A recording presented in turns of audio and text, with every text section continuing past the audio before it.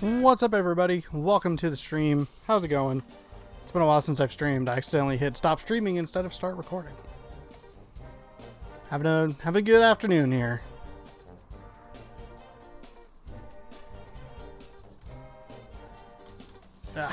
It's been an afternoon of small mistakes that have slowly driven me insane. Hello, welcome to the stream. Hope you're doing well. Happy Friday night. This is the March Mascot Madness. Stop! Mother of God. Oh, you didn't touch the controller for 30 seconds. Grumble. Nice and calm. This is the March Mascot Madness hype stream. Yeah. Hello. I feel like I should let it run for a couple minutes now because I goofed. Damn it.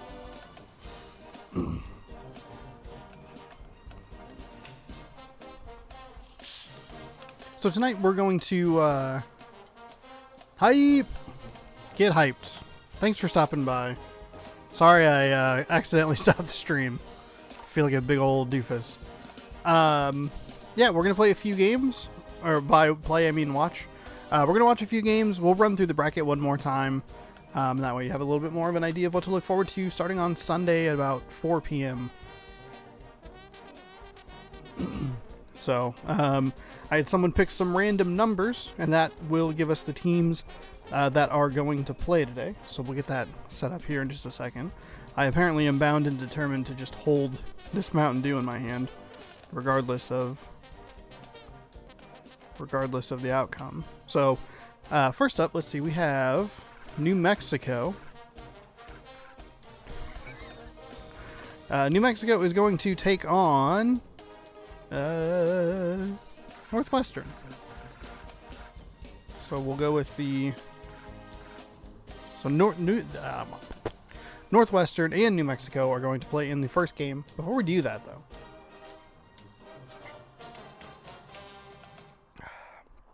I'm going to take a drink. I'm going to reach off camera. Kind of. Because I don't think I can read it.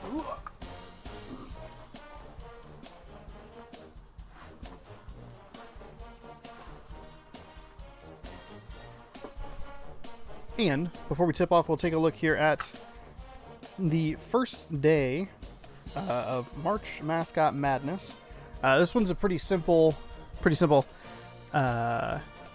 easy, I guess I should say. We have Washington and Washington State. I don't know how I did this last time, so I'm just going to wing it here. So remember, it's New Mexico at Northwestern. So we'll have Washington and Washington State. That'll be game number 1. Then it'll be Michigan State and Texas. Just go through these very quickly. So there's a whole video dedicated to this, but I figured if you're watching for the first time, go ahead and take you through all the matchups. Game number 3 is Temple at Arkansas. So we'll go back here. I don't know my alphabet. There's Temple. And Arkansas. That's a very red matchup. Then we have South Carolina and Louisville. Another pretty red matchup. Oh God, that's a lot of red all together. Then we have Georgia Tech and Pittsburgh. Buck Bumble himself. And then Naked Panther. Then we have the team you're about to see here in just a moment. In New Mexico, taking on Tennessee. This is kind of a good matchup. I really like the Volunteers mascot. It looks great. I'm also not showing you the bracket at all. So there's matchup number 2, 3, 4. I don't know why I'm doing that. Oh boy. Hey, hopefully it'll get better as it goes on. Then we have Gonzaga taking on Ball State. Gonzaga, who always gets randomized, ends up playing on the first day. Gonzaga. The hometown team And what did I say? Ball State. Go this way. Keep going that way, Sean. There you go. Birds versus Dogs. And then finally, we will have Villanova and Iowa. Villanova. Oh, God. The matchup of the mascots that almost smiled. Villanova, Iowa. All right. There you go. That's day number 1. But as it stands right now, we're going to watch New Mexico and LMN. There we go. The Northwestern Wildcats. This will give you an idea of what we're looking at. I don't play any of the games. We just watch. I commentate. I turned the actual commentary off, so you don't get to even hear them. It's just me. You're stuck with me. They play on All-American, which is the hardest difficulty. The half length is 10 minutes. And we do the baseline mid-camera. And we go. I set the controller over here. And then I check to make sure that my audio is not blowing everybody else's ears out. Senior leader. Senior leader is the most... Okay, there we go. And here we are in Northwestern University. They forgot to wear pants today. The Wildcats did. They said, you know what? We're good. Nice offensive rebound there. Oh, a defensive foul is called. This will also give you an idea of how the game's going to flow as well. Just as far as like... This is the third different tournament that I've done so far, and it's the third different game that I've used, just trying to find the correct game to use, because the previous game was March Madness, or NCAA Basketball, '09.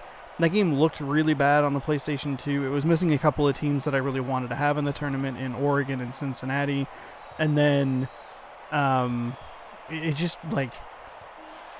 It didn't quite work the way I wanted it to. But NCAA 05, which was last year's March Mascot Madness tournament game, was too predictable in its gameplay. Like, there were specific plays that seemed to work every single time. Didn't feel like comebacks were possible sometimes. It also locked up pretty consistently down here, right actually in this spot. Which I'm anticipating will happen, but hopefully it happens less frequently. But we'll see what happens. As New Mexico hits a 2-pointer, taking the lead 3-2. Wildcats had a great rebound there, but this game looks better.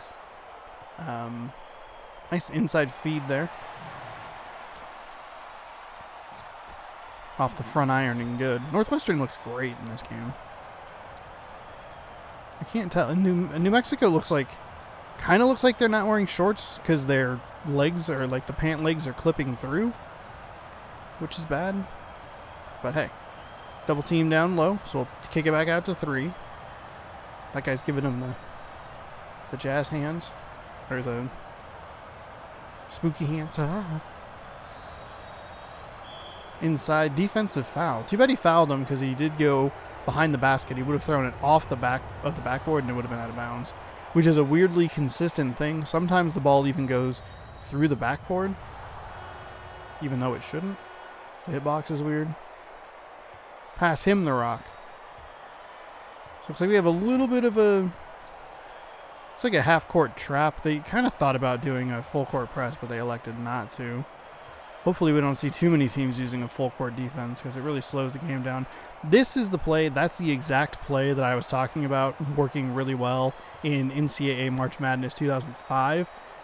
Running a player down by that baseline and bringing him up around that, like, kind of like three-quarter or like corner spot that's like 45 degrees off the side of the backboard was really overpowered in the previous game. See, they'll do it again in NCAA Basketball 2009.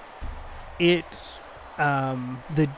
defense was a lot better at guarding it, and the offense sometimes would overrun and not give themselves a good enough chance to make a 3, and that seems to be a little more the case in this game. So it's effective, but it's not overpowered. So that's been helpful. New Mexico misses. Northwestern with the, I should not have put, well, I guess I didn't really have much of an option. No, I had an option. Should have given me an M or a C to work with here. Northwestern opportunity to regain the lead. Surprised he didn't take that 3. He was pretty open. Would have been a 2 because he was on the line. But a defensive foul will put Northwestern on the line for 2. First one's good. All knotted up at 7-7 here.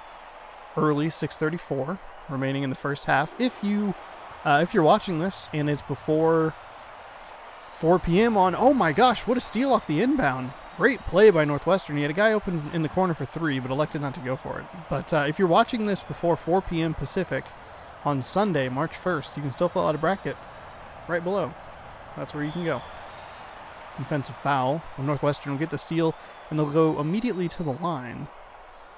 Front end, no good.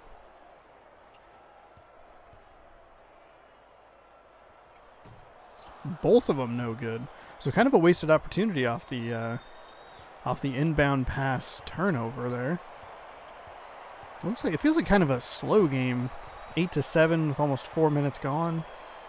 Some free throws missed that might come back to bite some teams in the butt. I think that means Northwestern's missed for 2 for sure. New Mexico's missed at least 1. So there you go. This is the spot that I was referring to earlier. I pointed the wrong way. This spot, for whatever reason, the AI kind of just locks up in. They usually shoot it with about 3 seconds to go. Oh, and one of the other things... Pardon. One of the other things that the game really struggled with in actually both games, honestly, is the way that teams would run the floor late in game, or in late game situations. That's what I'm trying to say. 10-10 here. Teams don't pick the correct shots when they should. That was another foul. My goodness, that is 3 team fouls, and it's been within the last probably 5 possessions or so. So Northwestern will go up by 1. Hopefully this game, if it's close, this game will make the correct decisions. Another inbound steal. Northwestern could be dangerous in the tournament come Sunday. They play on day number 2, I believe. Or day number... I'm sorry, they play on day number 3. That's right. I was in the middle of some thought. I'm sure that wasn't that interesting. But hopefully this game will understand the time. So if there's like 15 seconds left, they'll push the floor to try to get a 3 or a good 2 and try and trade to come back and win that way. Also, that's another great example of why games in the past have faltered. I'm sure I'll talk about that later. Northwestern not doing a great job of capitalizing on their turnovers so far, which is unfortunate because they should be up by more than just 2 points with a couple of steals. Opportunity at the free throw line, and that was a really good opportunity to get an easy in-transition basket. But that's something that the other games have struggled with, where they have like a very easy transition basket, and all the logic in the world would dictate that if the defender bites on you, throw it to the teammate. If the defender moves to the teammate, you just run and score. And it just never seemed like it made the correct decision. So, I don't know. 14-14 though. Good game. Oh wow. New Mexico trying to get the ball. Failed. Northwestern, you had a guy, he was so open and you missed it. You missed it. Your court vision wasn't there, buddy. They were up 5-4. Kind of working it around the outside.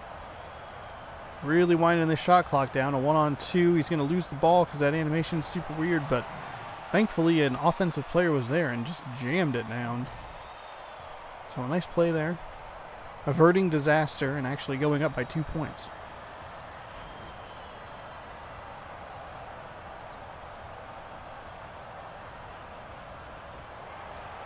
Short on the shot for New Mexico. There was a nice pass to try and push the tempo. New Mexico with great defense, though, didn't allow Northwestern to get out and run for an easy 2. Instead, he'll throw into a double team there and go to the line. Front end, no good.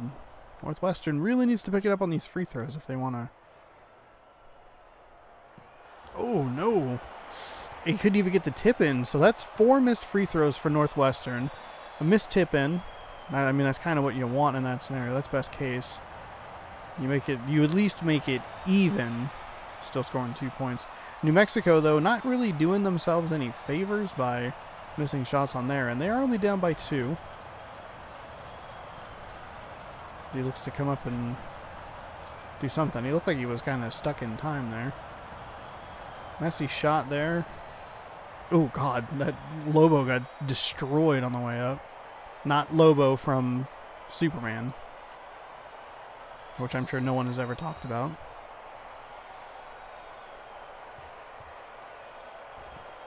Oh, wow. Nice shot. Through the double team. Yeah, I think this is a bit of a lower scoring game. A lot of missed shots tend to happen, or tend to lead to that sort of situation. But typically what you see is double the points. Maybe with about 2 minutes left, there's, oh my gosh, a 5-second violation. That's a thing that happened. Usually at this point with about 2 minutes left, it's usually like 25 points or so. What a replay. So don't stand there for 5 seconds. Don't do it. It's a trap. New Mexico looking to take advantage, regain the lead. Couple quick passes inside. That's a very, very good move. Nice offensive rebound. Puts it in for 2. 18-16. With 1:33 remaining. It's like we're working with a 40-second shot clock. Just not crisp on those passes. New Mexico with a nice steal there. Ooh, nice. At least got a hand up to try and affect the shot, but wasn't able to do that. Also, I don't know why that's such a problem. That's a consistent problem in like all of the games. Is like one of the players like just runs off to the side for like no discernible reason, and then they have to whip it back into bounds. And you're like, why are you running that way in the first place? There's no one on you. Mexico up by 2 on the offensive side. Couple quick passes inside, affects the shot. Nice defensive rebound there. Push it up the floor. You got a guy on the left. You got a guy in the corner now. He was all by himself. Nobody saw him. Back up top. And he just threw it out of bounds. Just threw it right on out of bounds. Thought he saw his friend over there and said, here you go. Hit the lady with the nachos. Which keeps happening in NBA games, and it's the same lady. She got knocked over by LeBron James, and then a ball like bounced into her, and she spilled like an entire tray of drinks. She had a good sense of humor about it, though. She's like, I didn't pay $800 for these drinks. What do I give a shit? Might as well just laugh at it. That's what you get for sitting courtside. Ooh, missed the and one opportunity. Northwestern down by 4 here. They can hold for the final shot, except for New Mexico. Almost stole it. Gave up a free pass inside. Couldn't get the and one opportunity, but he'll go to the line for 2. First one's good. So 22-19. We also look for 23-19 games because I love Monsters, Inc. Back end is good, so no 23-19 game this time. Northwestern's going to look to inbound the ball. That's a dangerous pass. Nice play. Go, go, go, go, go. There you go. Oh, you threw it in. Oh, come on. Oh, New Mexico with an opportunity to beat the buzzer with a 3. He was way short. Man. All right. Well, there you go. The games have a pretty good pace to them. They usually only take about 30 minutes with 10-minute halves. So that's good news. That's why we get to cram 8 of them into one day. Basically, the format will be we'll watch 4 games. I'll take like a 5-minute break, and then we'll come back and watch the other 4 games. OBS was really nice, and they added this cool feature where you can pause your recording. So if you're watching on YouTube, you don't have to sit through like 5 minutes of silence. I'll get to pause the recording, and it'll get right back to the action. So that's a very small thing, but I'm very excited about it because I always feel bad when I have to leave that in there because I don't want to edit 2 videos together because that doesn't make any sense. It's not worth Not worth the time. Nice steal there by Northwestern. Got a guy on the left. Crossover, defensive foul. I don't think he's going to go to the line, but he was going to go talk some shit.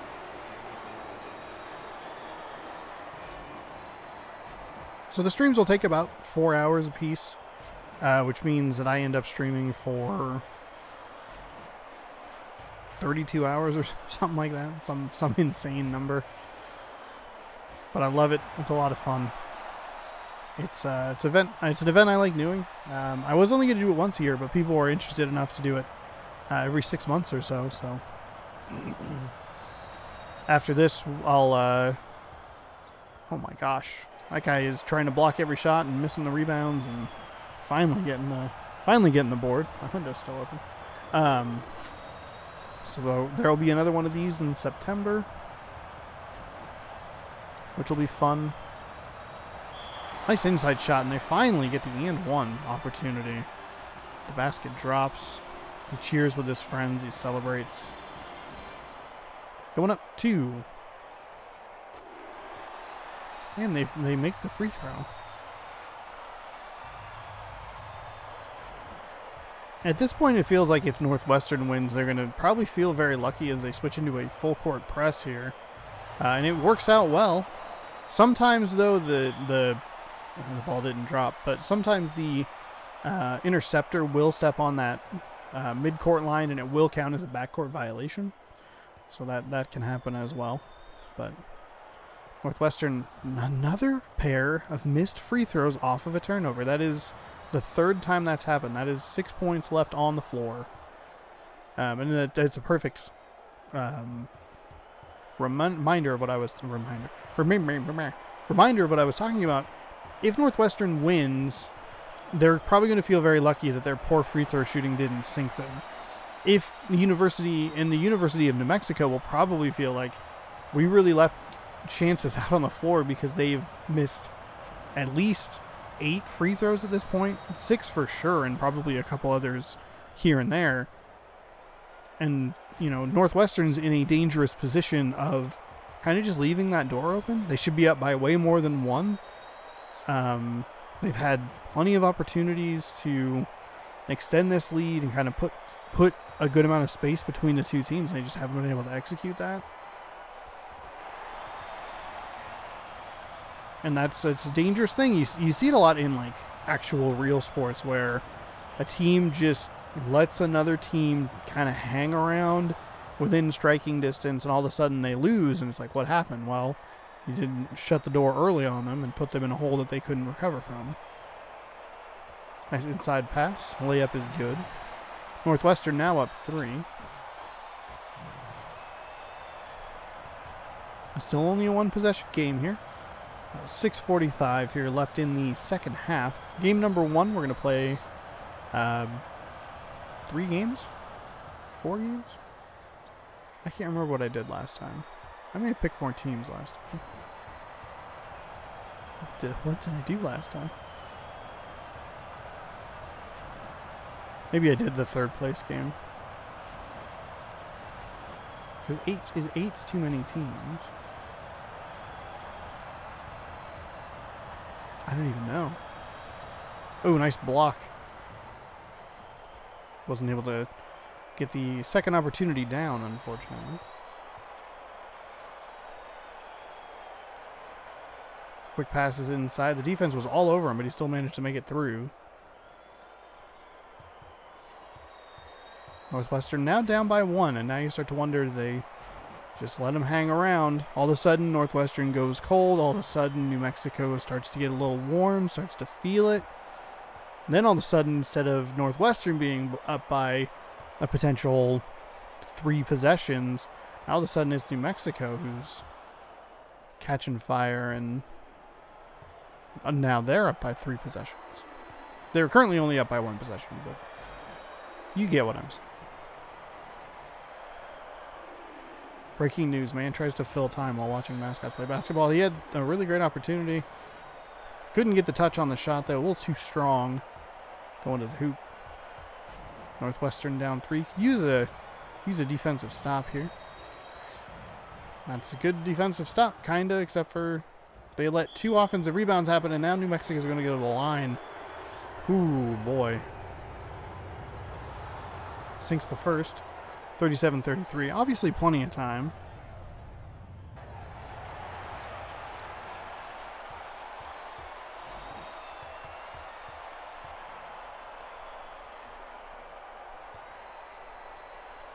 Gotta start making some shots, get some rebounds. Northwestern was doing... Why did you get out of position there, man? Northwestern did a great job of getting offensive rebounds early in the game. It seems like they've tapered off a little bit more. 39-33. All of a sudden, big swing. I think it's an 8-point run at this point. That'll stop the run a little bit. Northwestern back on defense. New Mexico working it inside into 3 defenders. 2 defenders. Back out to the 3-point line. Have not seen a lot of threes in this game. Bad position, nice block, and a turnover. If we learned anything about Northwestern so far, they will get fouled. They will miss both shots. Looks like they had a guy in an okay position down low. Didn't do anything with it. A guy open in the corner, and that ended up getting picked off. Another offensive rebound. Nothing doing. Northwestern's got to settle down here. Under 4 to go. Obviously plenty of time. Quick passes inside, and they'll take a foul. This is what I anticipated last time they went down the floor. Not this time. All right, I was almost kind of right. They do not know how to make free throws. 1 point right here, buddy. There you go. 39-36.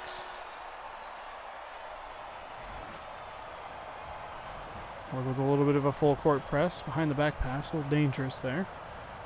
And they broke it. Okay. That Northwestern defender was in the right position, just a little off on the timing. The ball went right under his arm, it looked like. So back up to a 5-point lead. Northwestern not really willing to take threes, it seems. Maybe they'll kick out here. Get locked up. There's a 3. Short. Defensive rebound, New Mexico.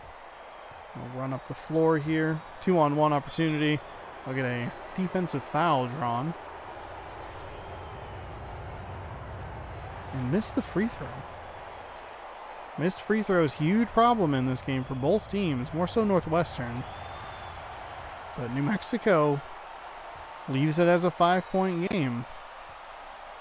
Under 3 to go now. Oh, man. Couldn't get it to go. Offensive rebound. Stripped away. It's out of bounds off New Mexico, so it'll stay on this end of the floor. Throw it quickly inside. He's going to want to probably kick out. No, we'll... Okay, never mind. Took the hook shot. Friendly bounce on inside. And it's 41-38. 3-point game. Up. No good offensive rebound. No good offensive rebound. Block. Out of bounds. That was quite the sequence there. Oh, and it ended up Northwestern ball. Last off of New Mexico. Did not realize that. I kind of just assumed it was going to stay on the end. I wasn't paying enough attention to the fact that the notification was red. Or, excuse me, purple, not red. Out of bounds. That went off a Northwestern player. So Northwestern not able to take advantage of the turnovers that they're creating. And the extra opportunities they're getting. Which has been a theme all game long. They'll need to buckle down on defense. That's a good start. Got the friendly drop. Just kind of hoping Northwestern would be able to pull this out. What? That was such a soft pass. What are you doing, man? He got way out of position for some reason. That made no sense. Absolutely no sense. The Wildcat was in perfect position. He like bounced off and just ran away.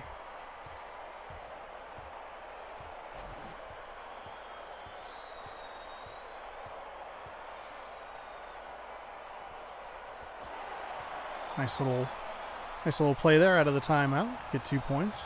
Down 5, under a minute and a half to go. They're going to have to start trading threes for twos. However, this is where things start to get interesting from a free throw perspective. Almost taken away by Northwestern. If they can still trade 2s for 1s, that still works. They just have to be able to... Now, the big question here... The big question is... Don't start intentionally fouling yet. Okay. That was an offensive rebound. Dear God in heaven. So, in the other games, once the clock hit 1 minute, regardless of how much time was left on the shot clock, they started intentionally fouling, which would mean that sometimes the shot clock would get down as low as 4 or 3 seconds, and as soon as it was like 59.9, the computer would start intentionally fouling even when they didn't need to. This game seems to have that issue fixed a little bit. Turnover. No, out of bounds. Northwestern ball. So it's down 5. 34.7 to go here. They're going to have to... They just need They just need 2 points right here. 2 points. Because they were able to hold New Mexico scoreless on the other end. Up. No good. Defensive rebound. New Mexico. Northwestern went so cold down the stretch of this game.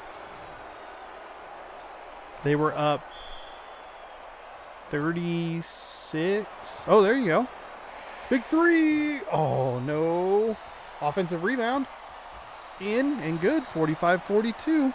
12 seconds.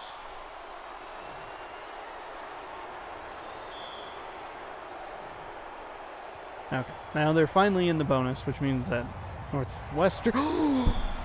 It's exactly what I said. Oh my gosh. New Mexico can't make free throws. So that's what I was curious if that would happen if Northwestern, who needs to shoot a 3, you need to shoot a 3 at the buzzer. Oh, no good. What a wasted opportunity, which is not surprising because Northwestern really decided to do that. All right. So what I was trying to explain was New Mexico was shooting terribly from the free throw line. I was curious if that would bite them down the stretch, which would give Northwestern opportunities, instead of trading 3s for 2s, the ability to trade 3 for 0, 2 for 0, and they had an opportunity to tie that game up in the final seconds. They just missed the 3-point shot. But it's the end of that game was also the rare opportunity where, as they're trying to intentionally foul to build up to get New Mexico on the free throw line, the inbound pass actually became an issue for them and they threw it away.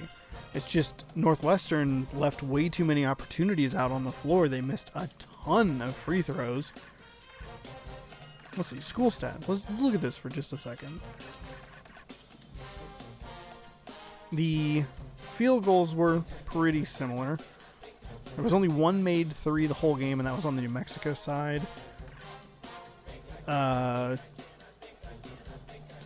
the free throws are what it was. Jeez, 4 for 10 and 8 for 15. 7 missed free throws. But those 10 offensive rebounds for the Lobos were also pretty big as well. All right, so New Mexico is moving on, and we will see Northwestern again in the 3rd place game. But as for right now, we have, Connecticut taking on Minnesota.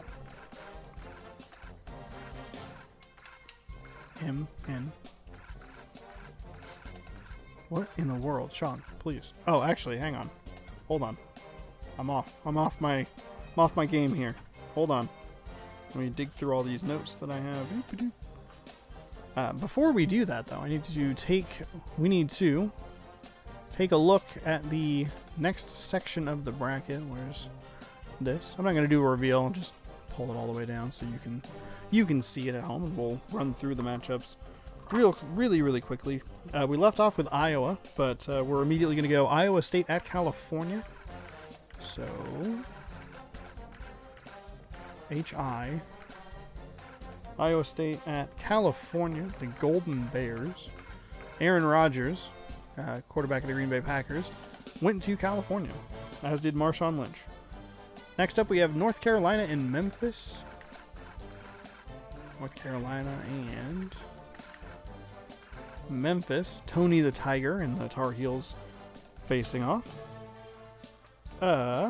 Then we have Cincinnati and Nebraska. So go back here, look up Cincinnati. Cincinnati back after an absence in the September tournament due to not being in the game. Nebraska. God, Nebraska is awful. Next we have Marquette at Baylor. Marquette and Baylor. It's a nice, easy one to look at. Bam. Baylor. Baylor looks great. Baylor is good. Then we have Georgia and Syracuse. Georgia and Syracuse. I would say a fan favorite. The Syracuse Orange are. I'd say some of the top teams in this would be like Syracuse, Alabama, Northwestern, Ohio. And that's regular Ohio, not Ohio State. Ohio.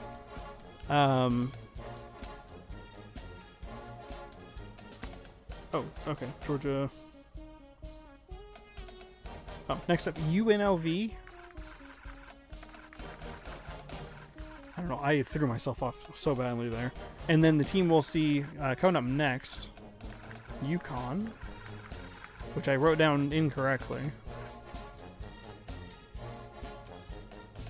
Then we have Clemson taking on Duke. Duke is the champion of the first Mascot Madness. That's not Duke. That's Duke. Duke is the first Mascot Madness champion. Clemson, yeah, they're a team. Duke has kind of the weird thing where they won the first tournament and then they immediately got eliminated in the second tournament, like in the first round. It was pretty great. And then rounding out day number 2 were rounds of the round of 64. Oregon State and UCLA. Oregon State and UCLA. So Beavers and Bruins, double B's. Bruins and Beavers. That'll round out day 2. As for right now, we need to watch Connecticut and Minnesota battle it out on the hard iron, hard floor, hard wood. I don't even know. Minnesota Golden Gophers. Big fan of that logo on the bottom corner. And then Connecticut. Just a naked husky. Get excited. I'll go ahead and take that. Just cover it on up. And then do that. I'll try to remember to do this every game in the tournament, but All-American, 10 minutes that way. Just in case the settings do get goofed up at some point. We do want it on the hardest difficulty, because that is the most fun. We can learn about our senior leader, most senior member of the team in terms of leadership and ability, and composure. His actions will affect something. We'll find out next time. I love the Minnesota court. Looks great. I love the logo. Good stuff.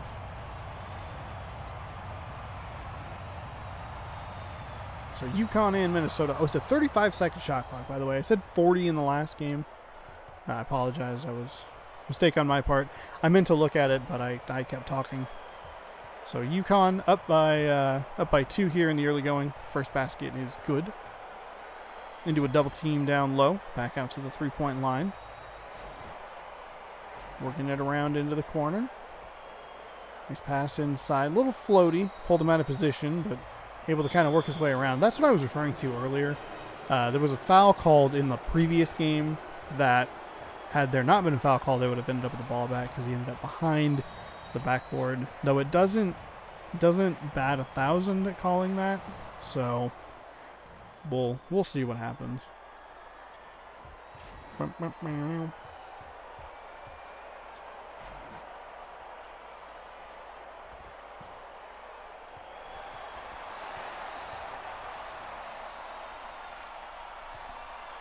Minnesota answers 4-2. Just over a minute gone here. Shot is up and no good, but the offensive rebound gets jammed down. 6-2 Connecticut. So not looking good for the team that I wanted to win this game. I do my best to stay as like, because like commentators are supposed to just stay in the middle, just commentate on the action, not give you anything to, not be, supposed to be, I guess the word, objective would be the word. But sometimes I can't help it, and I get real excited, and I just want a certain team to win. But I try to stay in the middle, so that you can enjoy your experience watching March Mascot Madness 2. Again, you can fill out a bracket right there. If it's before Sunday at 4 p.m. Pacific on March 1st, you'll have an opportunity to. If you want more information, you can go back and look at the bracket reveal stream, and you can make picks that way. There's a little more information. Not that it really matters. UConn, UConn's pretty highly rated in this game. The rating does not matter. The teams are all evenly matched from what I can tell. It's just kind of RNG. And so that's what you get. But here we have a 3-point game. UConn with the ball. So you can make picks based on your heart. You don't have to sit here and think like, well, Kentucky's 19-2 away from Rep Arena. How's that going to translate? Nah, man. If you like Kentucky, pick Kentucky. If you don't like Kentucky, don't pick Kentucky. But the other one does have more information about records and such. Like, for instance, Washington, who almost couldn't get it to go, but almost got it.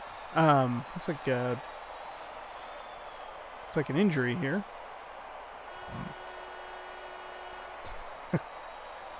These are my favorite. Because it so badly wants to be like a real game. Like this is what you would see on ESPN. But it just looks stupid because of the mascot. 10-6 now. Yeah, like for instance, though, Washington, who will lead off in the apple basket backcourt violation, the defense works. They are 2-2. They've only ever beaten Washington State, and then they immediately lose in the next round. So, if you want more fun information like that, that's in the bracket reveal stream. This is just to hopefully get some eyes on it and get more people to enjoy it. Because I have a lot of fun with it. I need to make sure that I have a good amount of water, though. Because it's been 43 minutes and I'm already... Oh, out of bounds, Minnesota ball. Minnesota making some moves here defensively, causing some disruptions for... I think his name is Jonathan? Jonathan the Husky, and just like that, Minnesota has it all knotted up at 10.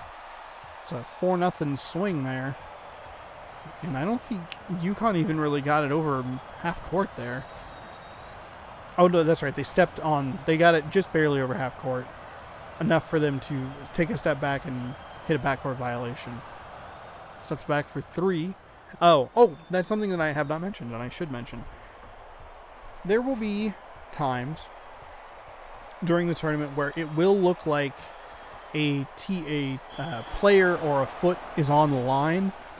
The hitbox is the normal feet.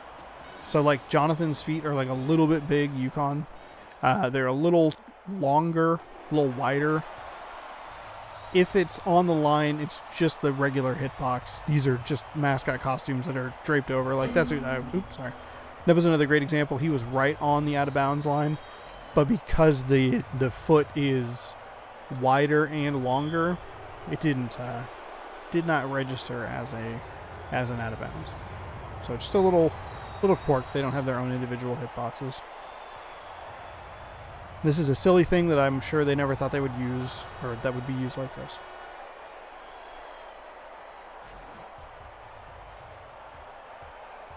UConn working with a full court press here. Oh, nice turnover. UConn up by 1, gets blocked down low, so it didn't really work. Kind of northwestern-y there.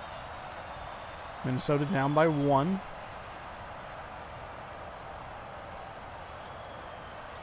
Off the rim, no good. 14-13 Huskies. The Golden Gophers.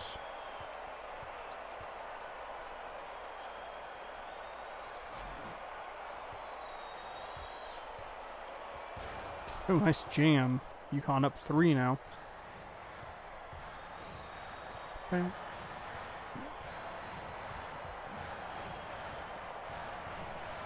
Go. Go, team, go. Almost halfway through the first half. Another turnover for the UConn Huskies. They'll run it out.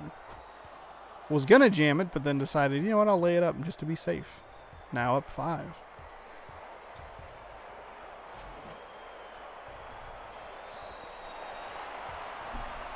Nice shot from Minnesota there. 18-15. A little more than halfway gone, or halfway done in this first half. Crazy shot up there. Couldn't get the friendly roll. It hung out on that right side of the rim there for a little while. Swinging it around here. Nice spin move from the Golden Gopher. Back out to 3. It was a very hard pass to move about 5 feet. Almost a turnover, but the scoreboard was in the way. Golden Gophers retain possession. It was a sloppy pass through a lot of traffic. Somehow got it to the guy he was going for. Under 10 to go on the shot clock. Minnesota's not really working it inside. They're going to have to settle for a jump shot. It's off, no good. Looked like one of the players had an opportunity for an offensive rebound and just didn't go for it. Thought, you know what, I don't really want that one. Friendly roll works that time for UConn. Drops through the net, makes it a 5-point Connecticut lead, 20-15 here.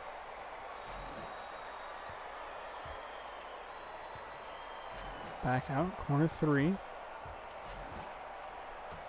Nice block from UConn there, and it's going to give an opportunity for them to run.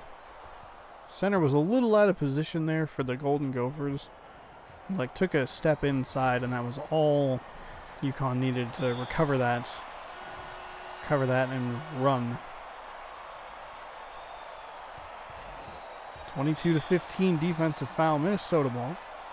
So a couple of fouls. UConn with 5 team fouls. If they do keep fouling, out of bounds. Connecticut ball. If they do keep fouling, Minnesota will end up on the line with a 1-on-1 opportunity. Then it will turn into just 2 free throws,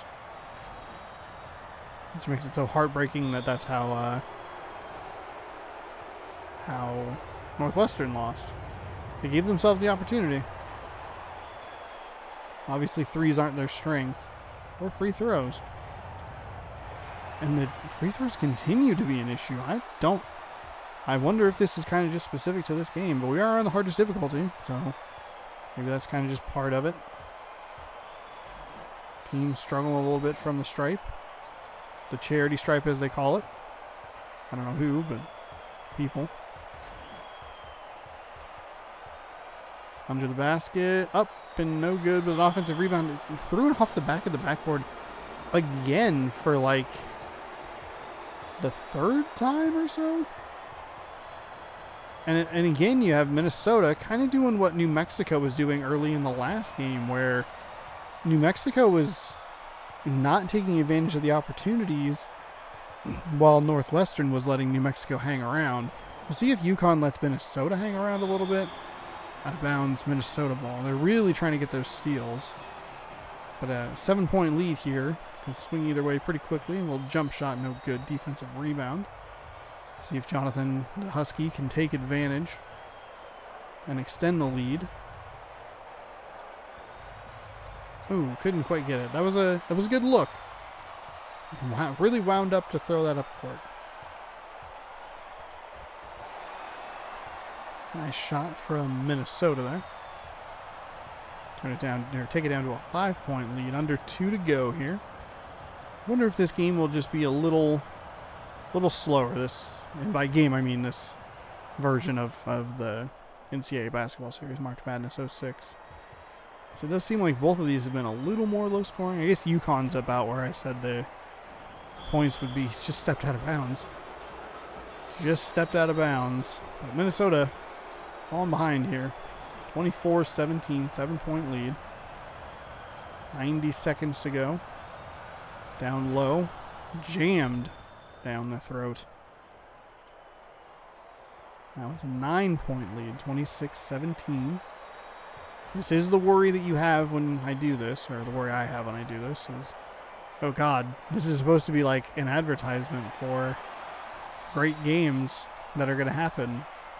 And then it's this, and you're like, uh-oh. We'll be good though. It will be just fine. Defensive foul. Jonathan to the line for 2. First shot is no good.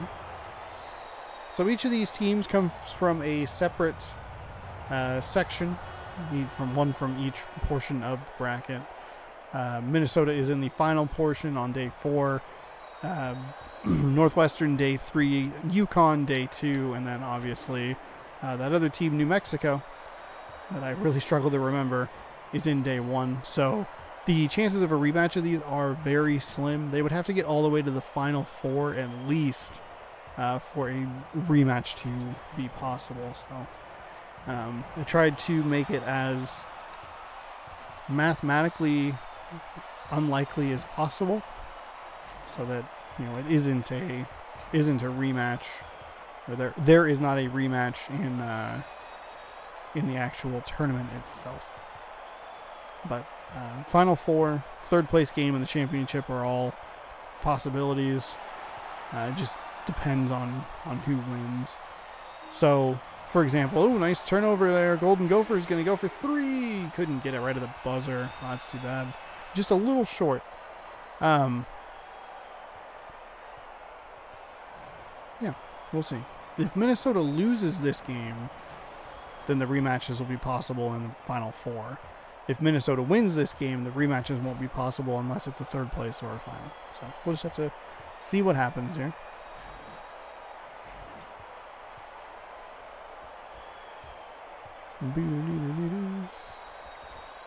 Fighting inside, up and good. So 7 points. Man, that 3 at the end could have really had a big momentum swing for the Golden Gophers there. Think about coming in 27-24 instead of 27-21.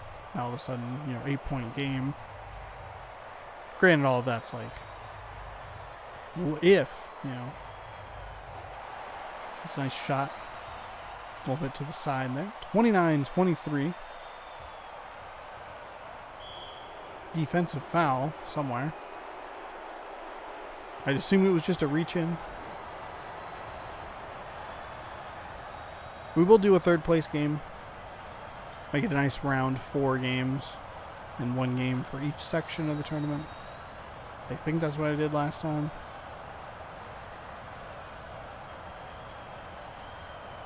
Did I pick 8 teams? No, I wouldn't have picked... Well, 8 teams would have been 4 games right off the top. Okay, no, I definitely did 4 with a... Got a little locked up. Nice shot, though. They typically make those, which is weird. I don't know if I still have the file here.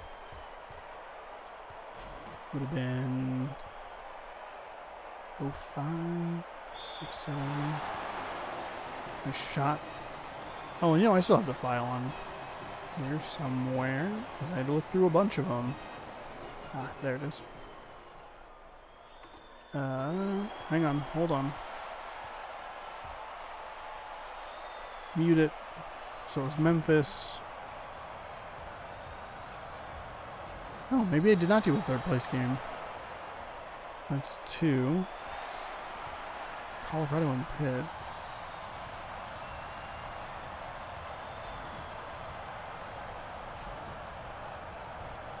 Okay, now I'm just confused. There are 4 games here, but there's no duplicate teams. Odd. Alright, well, whatever. Whatever. We'll make it work. I must have just picked 8 teams and then just done like 4 games. Odd. Alright, well, I guess I should have. Maybe that would have been a better way to do it. But, I mean, any team you add is shot up. Friendly home roll. By the way, I missed a huge run by Minnesota looking up that information. So when I don't pay attention, Minnesota all of a sudden closes it to a 1-point game. Well, thankfully I can watch the footage back as UConn knocks down a 2, building the lead back out to 3.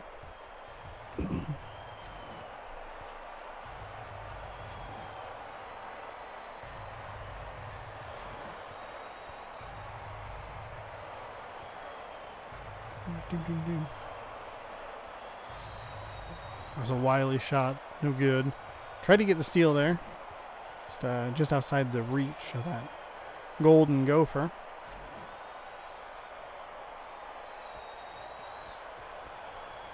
Up and no good. Jonathan jams it down. And all of a sudden I pay attention and Minnesota goes, black basketball. How basketball we play that.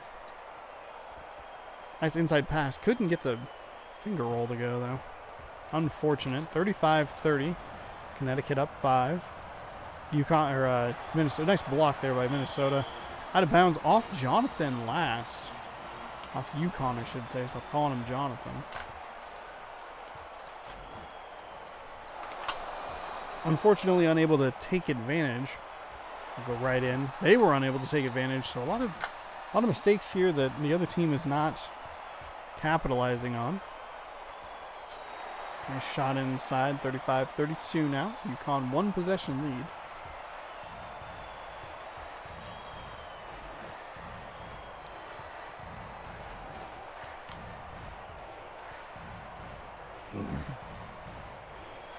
Shot up, no good.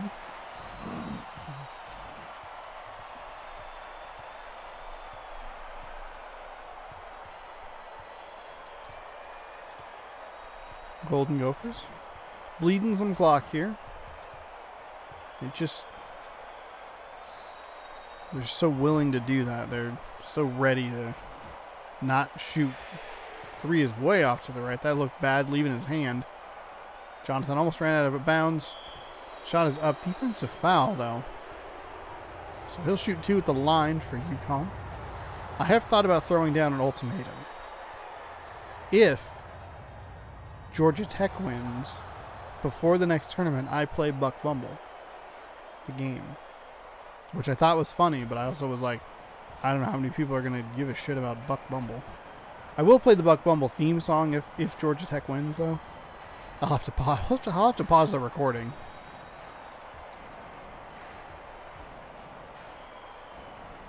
Looked like the other Gopher kind of ran in. 3 off to the left. Offensive rebound, tipped in, no good. Or tipped but no good. UConn. Back up the floor here. Stepped out of bounds. Looked like he was going to step out on the right side there, but didn't. So now we have that kind of the situation where did Minnesota use up all their out of bounds? That's off Minnesota, and Minnesota's not able to take advantage. We have the situation where Minnesota was able to climb back in. Granted, they weren't down by a ton, but did they use all of their good momentum? Did they use all their hotness, as they say? And by they, I mean no one. And then kind of just, they're going to fall flat through the rest of this game here. Jeez. I could hear that in my head. Thunk. It's like, check out this sweet spin move. And the center was like, I'm a half a foot taller than you.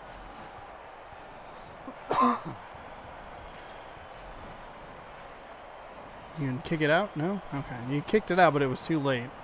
It was a moment where he was open and could have caught it and shot it. 3 no good.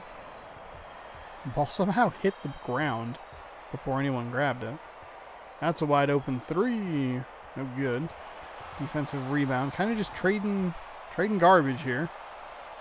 Minnesota down 7. They need to start making some moves here. They're getting opportunities, and it's just they haven't been able to catch fire or get that momentum going like New Mexico was when they took over the game against Northwestern. And I wonder if Minnesota can do that. If Minnesota can do that, if they can get a couple shots here while UConn's a little cold,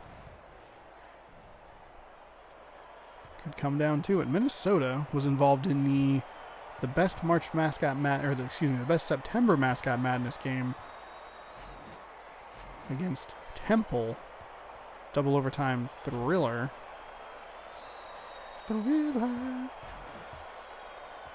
Fadeaway 2, that's a deep 2. Doesn't get the friendly home roll, but he'll get the friendly home call and he'll go to the line. 2 shots, second team foul. First one's good. 6-point game. Second one is good. Did I say that correctly? First one's good. 6-point, whatever. 6-point game, second one good, 5-point game. See if they can get him to turn the ball over here. No, they may actually give up a pretty easy. Oh my goodness! I wasn't even through my sentence. Nice layup. Nice play in transition there for the Golden Gophers. I was trying to say they were going to give up an easy layup, and nice play on the other end for the Golden Gophers. Came up short, down 3 now. Minnesota, opportunity to tie. They can take it down to a 1-point lead should they so choose. This looks like what they're going to do. Couldn't get the roll. I hit the microphone with my hand and I apologize, but he was able to get the tip in. Good. Jonathan, UConn, what are you doing? I hope his name's Jonathan and I'm not just making that up. Offensive rebound. That's going to be jammed down. So Minnesota was able to get it down to 1. Still a 1-possession game here. That was a backcourt violation. The AI, not great. Just makes decisions like that where you're like, why?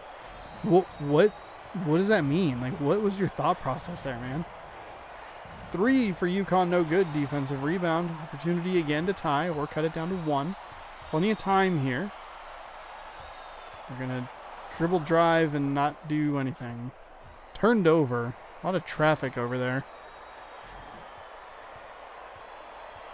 Minnesota. Working with yeah, that makes sense. They gave UConn 3 cracks at that almost exact spot. One of them was bound to go down. Minnesota, unfortunately, just not able to get the momentum going. That was a really bad turnover the last time down the floor. That's a 3. It's short off the right iron. No good. We'll see if they do intentionally foul. They won't. For some reason, they waited until they got all the way to the half court. Oh, what the hell happened there? Is that a backcourt violation? 1,000%. It was a backcourt violation in the animation for an intentional foul. Minnesota's got to go here. Dangerously close to that out of bounds line. They got 20 seconds on the shot clock. Hook shot up and good. So down 4. They traded 2 for 0, so they can kind of work it here.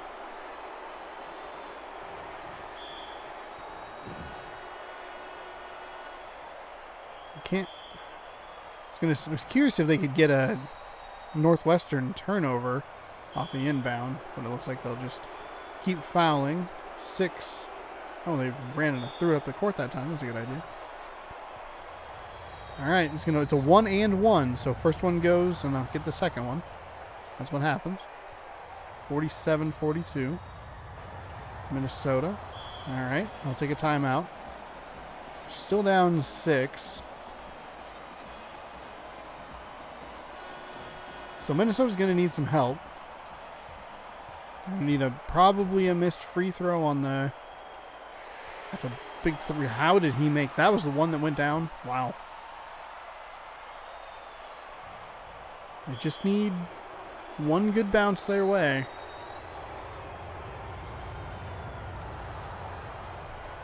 Okay, 4-point game. There you go. That's the bounce you need. You got to make a 3 here to cut it to 1. Because even if they make both free throws on the next trip down... Oh my God. Hell yes. This is the excitement that you're tuning in for. We have 8.2 seconds remaining. I believe it's now going to be 2 shots. Could still be a 1-on-1 opportunity. Doesn't really matter. Minnesota is going to have an opportunity to tie here with 8.2 remaining. Both of these games have thankfully come down to the wire.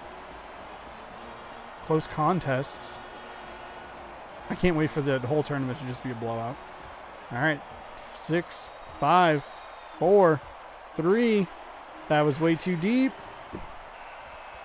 He needed an extra step there. That was dumb. Okay, well, both of them could have been fantastic finishes, but they both the home teams came up short. Cool. And both of them took bad shots too. That one was really bad. That was way too far behind the line. There was no reasonable way he was going to get that. So we'll do the third place game. I don't know. And we'll just go.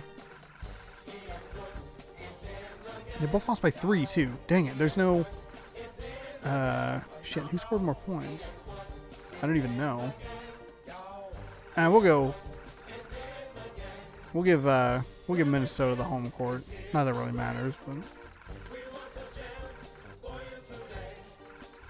So this is the third place game here, Minnesota and Northwestern. I was hoping that this would actually be the championship game because I think these are two great looking mascots going against each other. This is like this is what I would qualify as like a marquee matchup.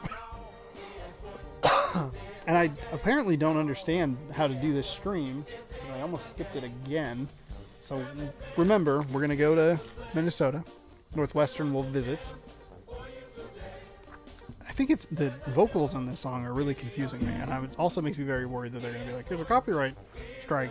This EA Sports song is... Meow. Meow. Alright. So looking at day number 3 here. God, will you change the song? It's really distracting and annoying. Really annoying. Alright, here we go. Here is day number 3. And just in case this gets muted. You done? Are we done? There we go. Nope. Nope. There we go. Alright, here we go. So round 1, part number 3. We have Auburn at Kentucky. That's game number 1. So we'll go to A. Auburn Tigers. Kentucky Wildcats. There you go.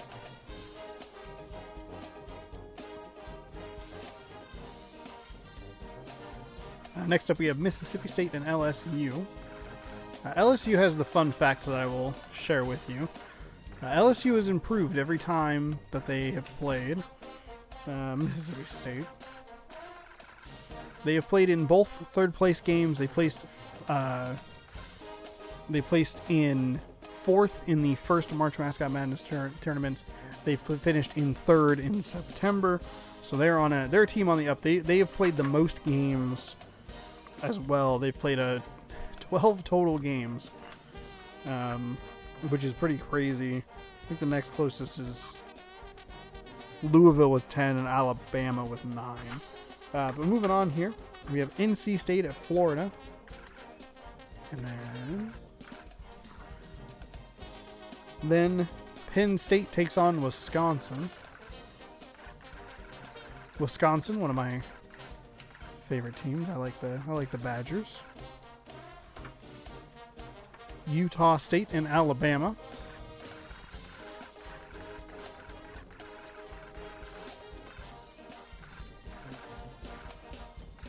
Utah State taking on the Lumpies of Alabama. We have Northwestern taking on East Tennessee State. This is kind of a stacked couple of games. Alabama's a fan favorite. I mentioned Northwestern. We saw them play earlier, and we'll see them play here in just a moment. We have Northwestern taking on East Tennessee State. So there's that. So that's a couple fan favorites back to back. Not East Tennessee State, Alabama and Northwestern. And then the fan favorites continue with Boston College and Ohio. So we have Boston College. And we have Ohio. Looking good. Big fans of Ohio. Then Georgetown and Colorado. Georgetown. Colorado Buffaloes. Oh, and that wraps up day number 3. But for right now, let's go back to Minnesota. And we will watch them take on the Northwestern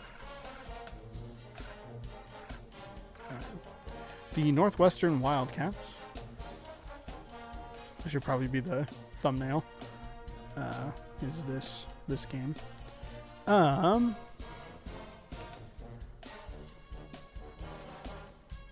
Again, you can fill out a bracket right down there as long as it's before Sunday, March 1st, 4 p.m. Pacific. That is when the brackets will not be available anymore. But we have All-American 10 minutes, baseline, mid. We're going back to Minnesota. Give them the home court. These teams are pretty close. Northwestern is just north of Chicago, Illinois. What is this controller doing down here? Sorry about that. Bumped the table, but this was on. So here we go. The matchup I was hoping we would get. We have it. Two of the better looking mascots, I would argue. I love Northwestern's. Theirs is fantastic. Very quickly became a face of the tournament in the first tournament that we did between them and Ohio. Two very surprisingly popular mascots. So this is the third place game. This will determine third place. And then we'll do the final game, and then we'll get on out of here. So I did this a little differently than I did the last one, because I should have looked. I assumed that I just picked 4 teams, and then was like, oh, I just did a tournament like I did last time. I didn't realize that I picked 8 different teams, just did 4 games, and was like, here's a demo. That honestly makes a little more sense. But Northwestern here, early edge, 4-2. We'll see if the home team can break the trend of losing here. Minnesota obviously just losing. There is a third place game in the regular tournament. You can't pick the winner, but there will be one. That makes it a nice round 64 games. Otherwise it'd be 63, and that would drive me nuts. Because it'd be 7 parts of 8 games and then 1 part of 7 games. So they give you the option to determine the third place winner. It was LSU in September, and prior to that it was, I want to say Louisville? I think, not 100% sure. I have notes on that. Minnesota, though, 7-6 lead here. As something has jumped into my eye.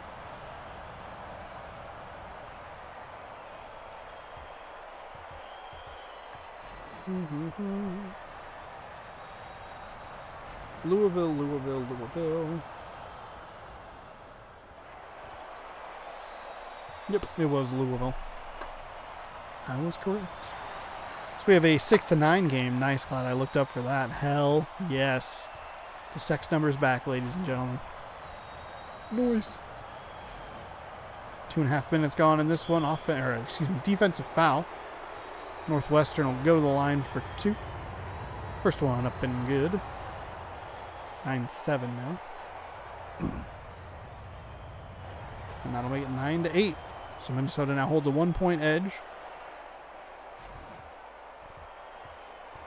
Northwestern will work with that full court press. We saw them be successful with that in the first game.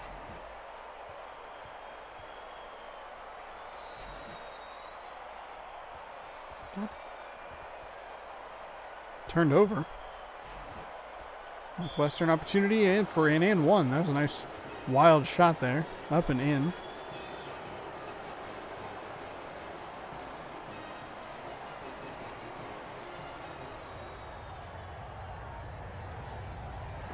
Free throw. That was an air ball. They airballed that free throw.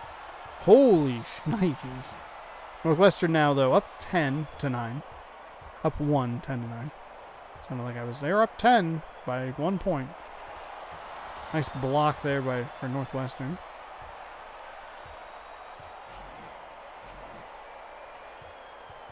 Working it around, double team on the traffic there. Threw it out and got turned over. 1-on-1 down below. Going to be a defensive foul, and Minnesota will get an opportunity for an and one.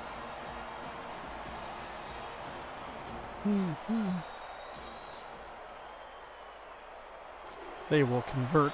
So we're starting to...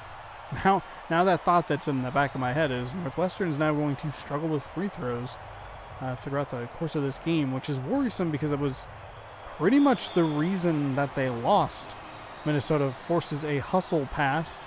It does go out of bounds off Northwestern, so it'll be Minnesota ball here. 12-10. Kind of working a guy into the corner, it looked like. Nice defensive recovery for Northwestern. Kind of trying to run that three-point play.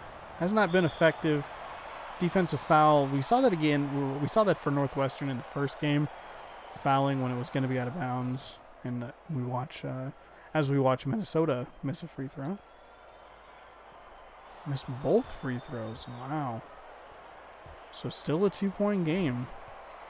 And just Minnesota. Free throws must just be impossible in this one. Shot up and good. So 12-12 here. About 4 minutes gone. These games might actually be going a little bit quicker than the others.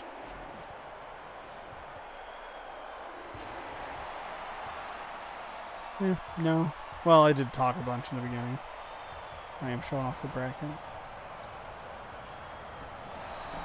The other little quirk to this is going to be that I'm going to be inputting the scores as well. So there'll be lots of this, of me looking like that. I could always move my keyboard closer, which would make way more sense.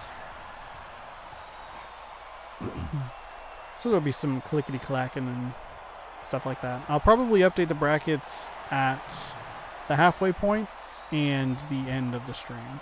I'll give like a recap at the beginning after part 1, right before I go to like the halftime break, and then the end of the stream kind of reset for the next day. And the schedule is finally nailed down. It took me a little bit to figure it out because I got to work around something that I'm doing in the middle of the month. But the first round is going to be Sunday, March 1st, 4 p.m. Pacific. Friday, March 6th at probably 7, but I'm going to try for like 6:30, maybe even 6, so I can get it kind of going. So that'll be part 2. Part 3 will be Saturday at 4, and part 4 will be Sunday the 8th. So Saturday the 7th and then Sunday the 8th at 4 as well. So that'll be half the tournament because that's the whole round of 64. We'll get that done really quickly. I'm going to click here to make sure that my dates are correct in my head, or that I'm telling you. Minnesota, by the way, up 6. Opportunity to make it 8, and they do. So now it is a 22-14 game. Speaking of the number 14, that'll be the next tournament day. That'll be 4 p.m. Saturday, March 14th. That will likely be split with another game in the morning. Just kind of depends on what's going on. The game is likely going to be Doom 2016 because I want to play that before Eternal comes out.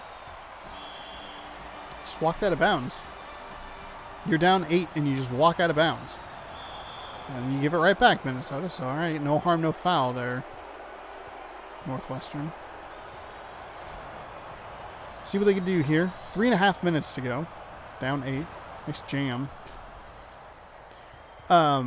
So that will likely be split. It'll be like a 3 or 4 hour stream, probably in the morning from like 11 or 10 to 2, something like that. And then the Mascot stream will be in the afternoon. That'll be, again, 4 o'clock p.m. And then the same will probably happen on the 15th as well. Both of those days will be the round of 32. And then it's going to actually be a pretty long break. I won't be streaming from the 17th of March to the 27th of March. On the 27th of March, about 6:30 p.m. is what I'll shoot for. We will do the Sweet 16, And then Saturday, March 28th at 4 p.m., we'll wrap up the tournament.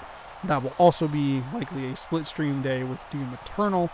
And then there will probably be an extra stream on the 29th of just Doom Eternal, but that's separate from the basketball stuff. So tournament days are March 1st, 6th, 7th, 8th, 14th, 15th, 27th, and 28th. And if you're watching this on YouTube, hey, thanks for watching this on YouTube and you got to this point in the video. I appreciate it.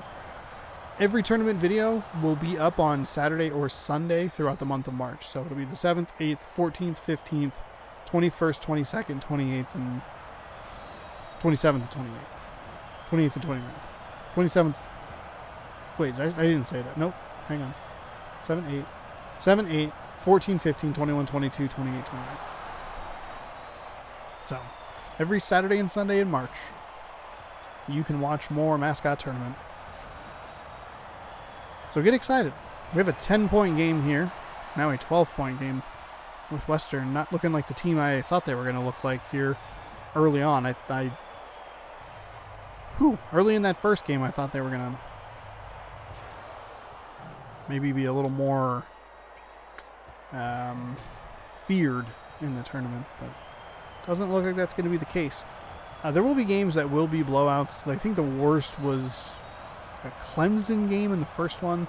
There is a score that in the first tournament that is incorrect. I wrote that a team only scored 10 points. That didn't happen. I think they scored 40, and I just hit the wrong button. Fortunately, knock on wood, I have not actually put an incorrect winner through, so that's good news.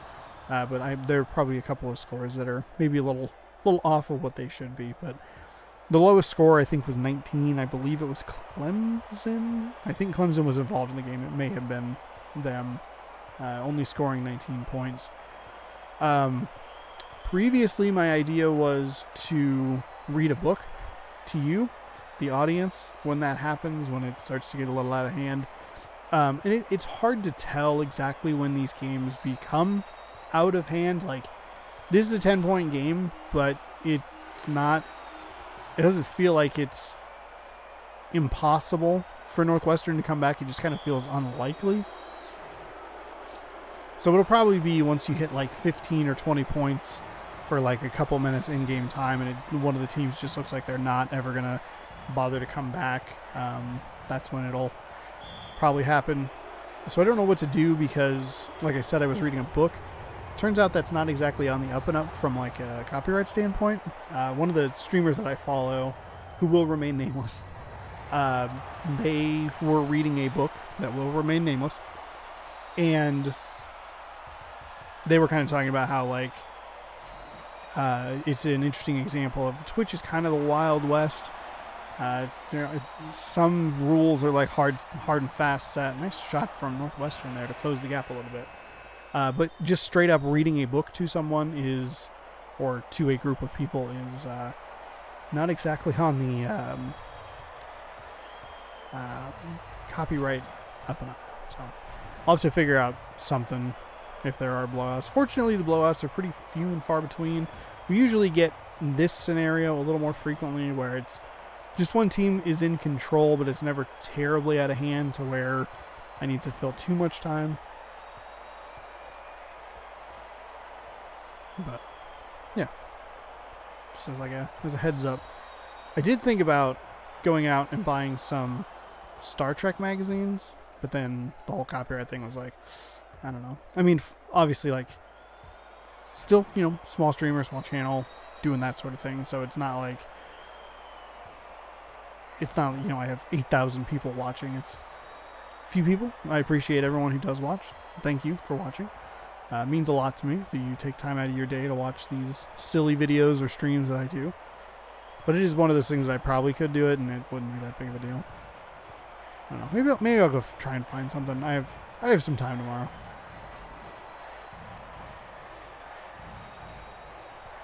See if I can find like a good movie novelization or something.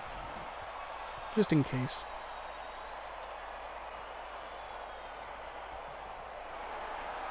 Up and under, Minnesota up 9. Northwestern needs to get something cooking here as I focus back in on the game.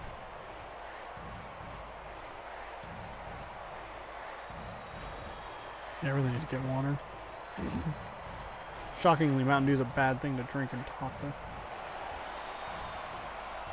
But I'm also fairly certain that my throat isn't 100% back from sickness.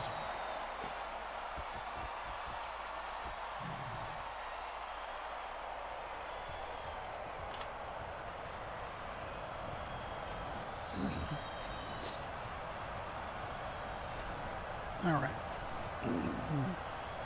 38-27 here.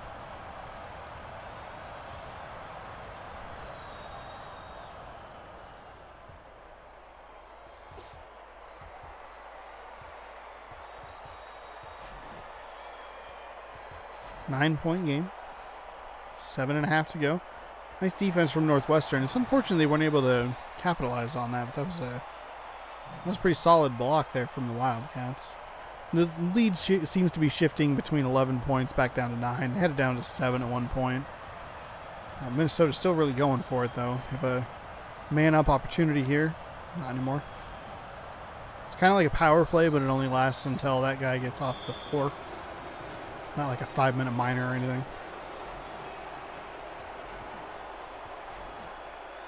Obviously, Northwestern not out of the game. It's a 4-possession game. They knock down a couple threes, all of a sudden the game's a lot different. I just don't think they're going to be able to do that. They have to be able to capitalize on these turnovers, which was something that they really struggled with against New Mexico.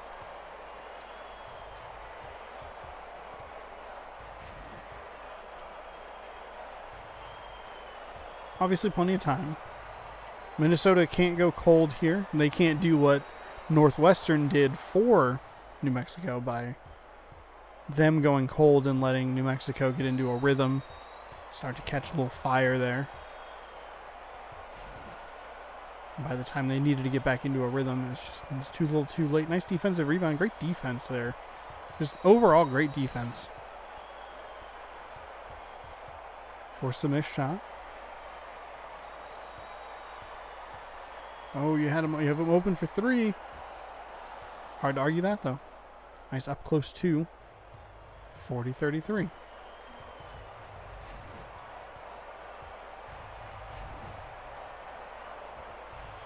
Shot no good. Minnesota a little cold here. 7-point game.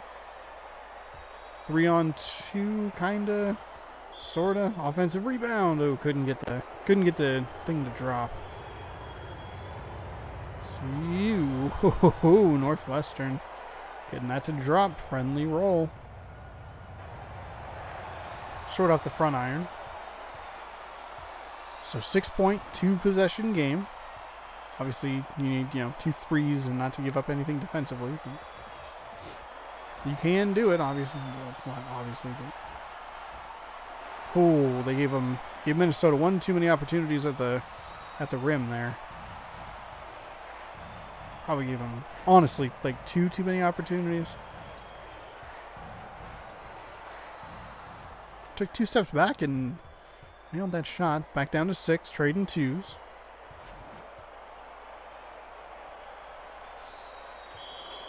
Out of bounds. It didn't hit anybody. See if Minnesota can cause a turnover here. Maybe a little bit of a panic pass. Just kind of a situation you don't want to be in. They gotta go. They gotta go. Okay. They were right at the 10-second limit. As the ball crossed that midcourt line and the camera panned up a little bit, the shot clock was on 25. So good defense from Minnesota. Got a guy wide open for 3, but can't argue with a jam like that. Northwestern now down 4. 42-38. Plenty of time. 4.5 minutes. Northwestern just can't go cold now. It's the one of the things that can sink a team, sink a comeback effort. All of a sudden you get hot and then you just go cold, and all that effort was all for nothing. He just threw that up. That didn't even look like a shot. That looked like a pass. They just happened to go into the basket.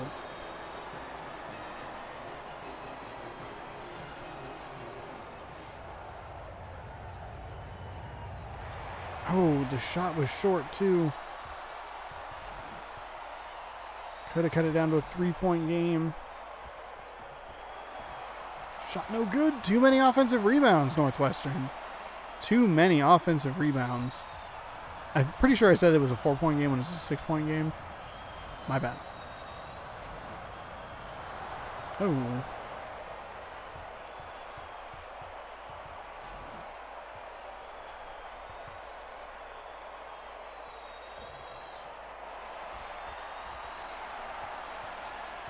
Too many opportunities.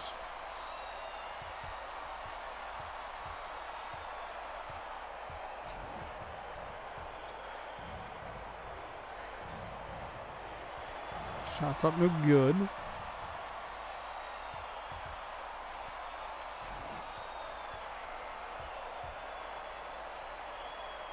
Eight-point game. Oh, sunk it, and now it's a 10-point game. Northwestern just kind of had to keep pace there for just enough time. And it looks like they're just... the wheels are kind of coming off.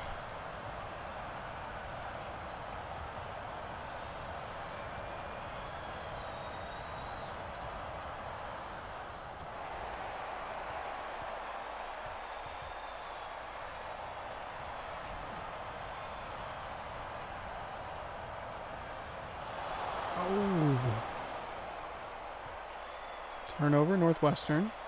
Nice shot. Kind of wily, but that's all right. Wily Wildcat shot, as they call him. 8-point game. And this is a good example of like why like a 10-point game isn't like a blowout, even though it was consistently right around that number. Because it can get interesting, and it can get interesting pretty quickly. If a team is down 15 or 20... no. Not gonna happen.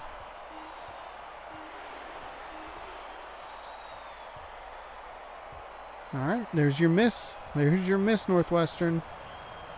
Bang home a 3 here.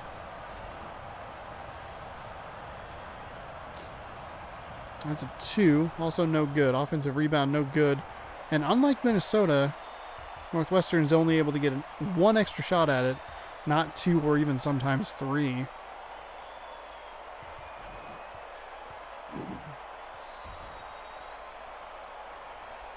Minnesota retains possession. I guess maybe in that case it would be maintains possession. I don't know what it would be. I don't know. I'm just a dumb guy watching mascots play basketball. At the buzzer. That's heartbreaking for Northwestern. That was pretty good defense. They were able to get Minnesota to waste 35 seconds of shot clock. And they just weren't able to do anything with it.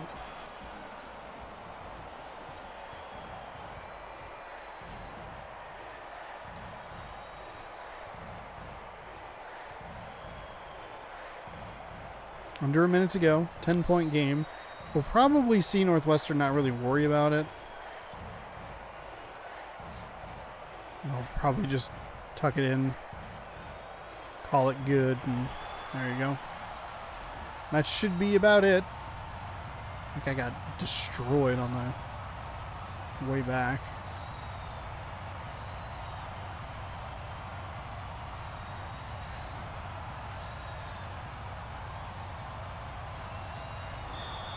Offensive foul. All right. I mean, Northwestern's not really going to be able to do anything.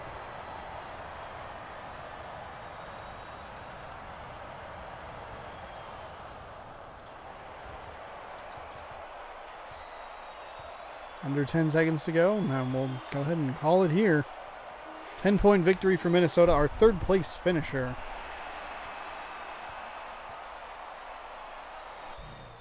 And that's the first home team to win. And they won pretty convincingly. That's the biggest win of the evening so far.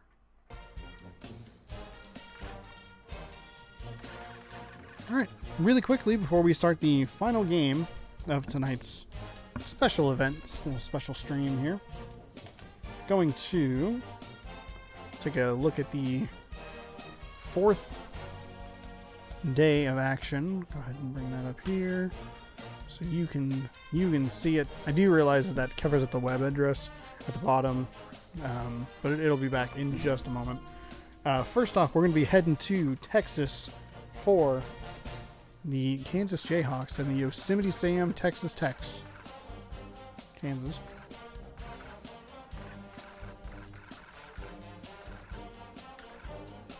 There you go. Next up, we have Dayton at Miami. Dayton.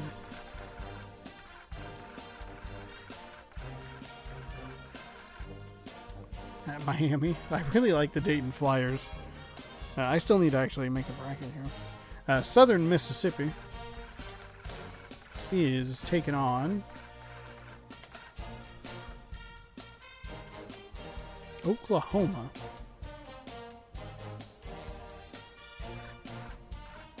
I'm glad I grabbed my notebook because I don't think I can really read the text up there. Looks like it's Weber State and Tulsa.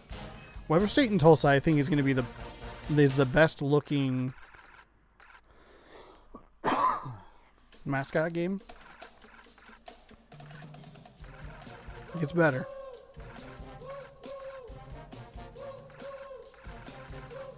There they are.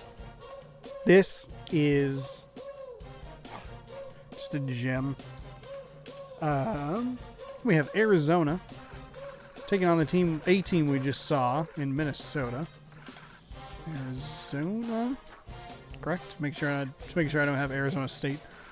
Go back. You know what Minnesota likes. You watch them play 2 games at this point.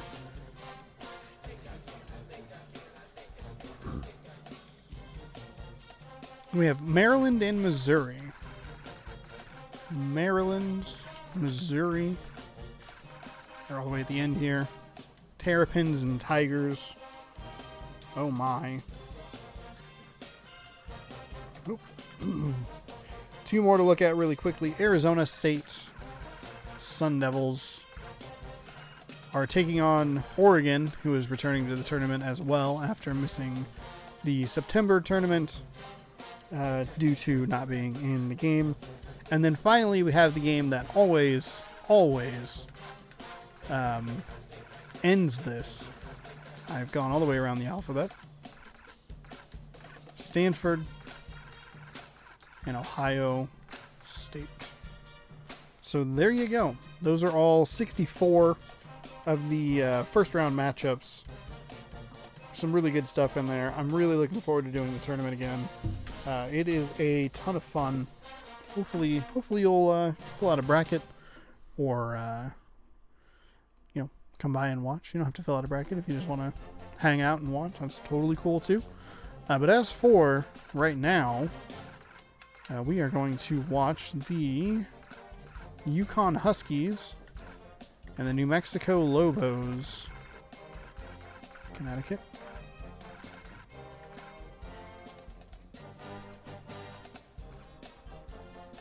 All-American, 10 minutes. Again, I'll try to remember to do that during the tournament just to make sure the settings are all good. Because especially the first game, it's the most important to do during the first game. So I don't know if the settings save automatically. I don't think they do. I always have to pick my team. But here we go. Welcome to Connecticut, New Mexico, Yukon.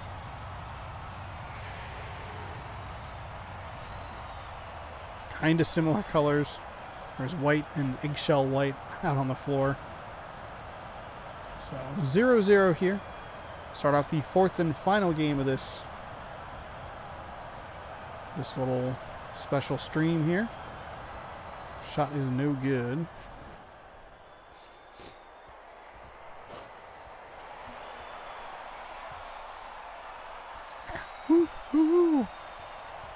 And 40 seconds in, we have no scoring. Nice move underneath. Worked around and got it in for 2. So 2-0 Yukon ahead. They have a very nice logo. Yukon not arguably, I'd say they're more famous for their women's basketball team than their men's basketball team. Though I do believe there was a year that the Yukon men and women won the tournament in the same year, which is pretty cool.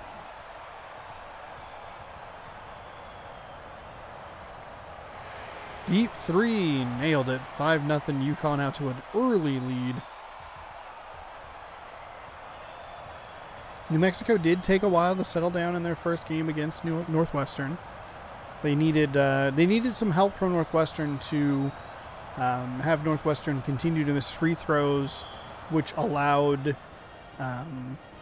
New Mexico an opportunity to just kind of keep that door open just enough to get hot, take a lead, and take home the victory to get to the championship game. We'll see if Yukon keeps their momentum going. Wasn't really sure I was going with that sentence. I was going to say study film. They almost got a 5-second violation and then gave it right back. Cross-court pass is pretty dangerous. Short, no good. Still 5-0 Yukon. Nothing really doing. Goaltending. What a way to get a first basket is goaltending. Oh, man. So it's 5-2. New Mexico probably still... I don't think that counts as a field goal. Maybe it does. I don't know. 7-2.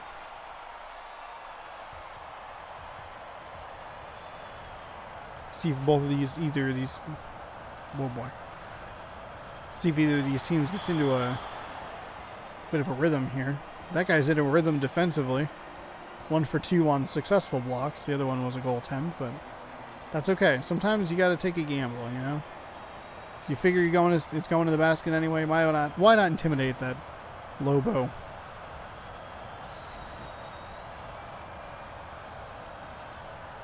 Oh, almost missed the rebound, but was able to grasp it. Oh, wow. Wow. Wow. Wow. What in the hell? How did he miss that? That was unbelievably open. Out of bounds, New Mexico ball. Yukon had 2 guys over there trying to get it. Couldn't though. Shot is up off the right iron. No good. Short, just a little. Another offensive rebound. Another wild shot. That's the second time that someone on Yukon has gotten an offensive rebound and then just kind of thrown up like a really weird trick shot. Really odd. Still can't believe how that guy missed a very wide open free throw. Or layup. All free throws are wide open.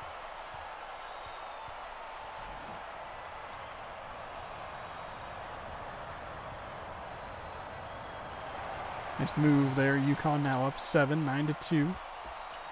I'm worried that we had our 2 best games early, and the last 2 were kind of duds. The Minnesota Northwestern game did get a little interesting later in the second half, out of bounds. Yukon will take over with a 7-point lead. New Mexico still has not made a field goal. Their only 2 points are from a block, or excuse me, a goaltend. Yukon now for 3, nailed it. Now up 10, pretty early. If this game gets a little too out of hand, I might just call it, or mercy rule it at 20 or something.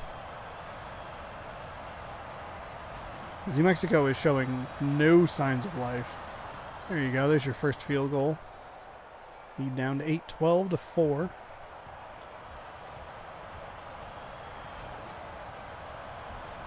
Missed it. Almost got a backcourt violation. Jonathan's probably going to need to pass out. Looks like he... Okay. It looks like he was frozen, jumped into a block, and then I realized that it sounded like he was just going to faint on the court, but that's not what I meant.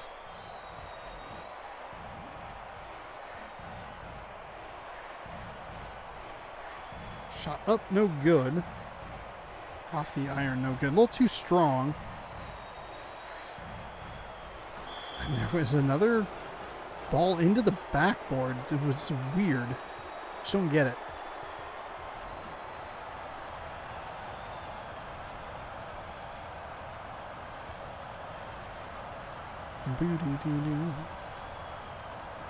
So 12-4. Looks like New Mexico is paying back by getting stuck themselves.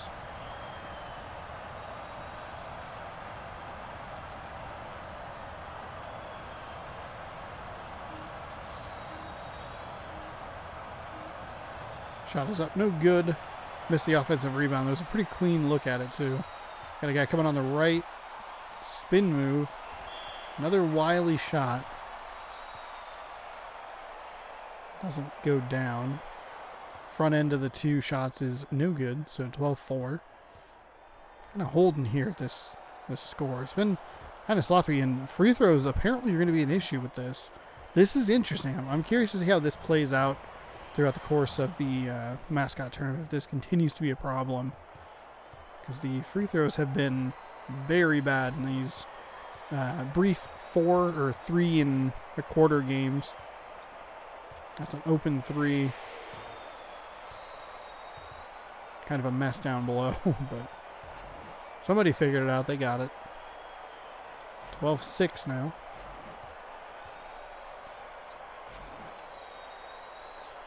UConn looks like they're losing their momentum a little bit. And again, letting New Mexico hang around.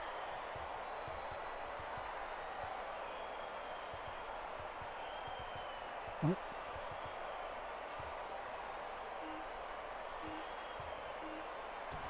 Oh, wow. Blocked. Out of bounds. It's going to be New Mexico ball with about 2 seconds left on the shot clock.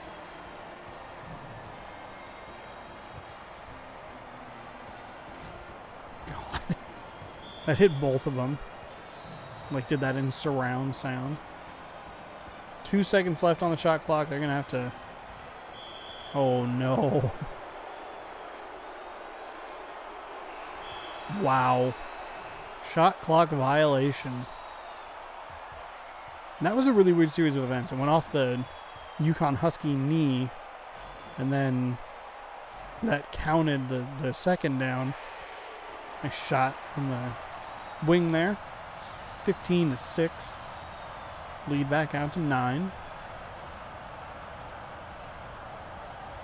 So it ran 1 second off, and then nothing doing for that guy. He caught it, and he was going to try and get it going, but no luck. Offensive rebound. Through some traffic. No good. Too strong. UConn pushes up the floor. That guy's kind of just hanging out. Opened up a very wide lane. And that's too easy. 17-6. 2:39 remaining. First half.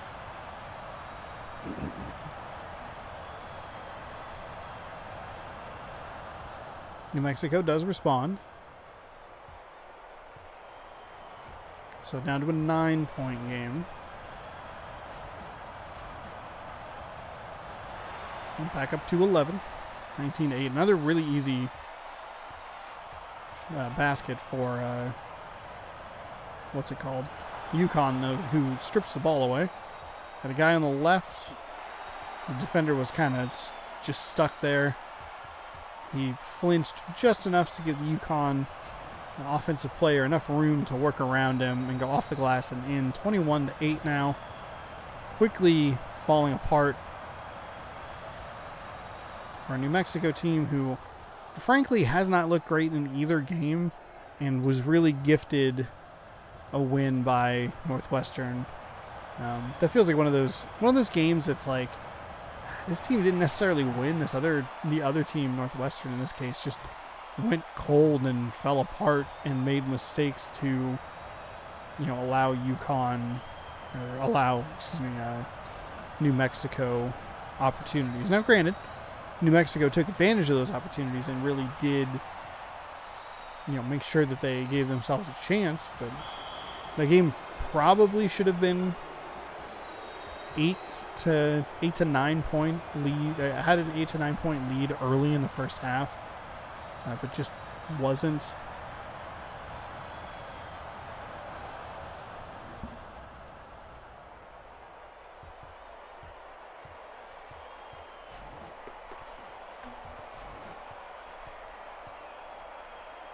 So as we hit under a minute here, this guy's just strutting around. He's not even trying. He's just take the ball away. Who cares? Off the side of the backboard. Looks like it went off of UConn. He was standing out of bounds or whatever. So 23-12 here. 30 seconds to go. First team foul for UConn. Shot is up and good.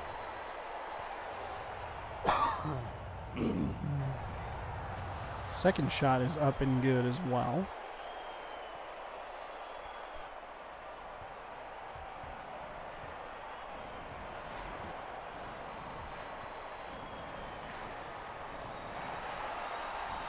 Didn't matter. UConn extends it right back out to 11.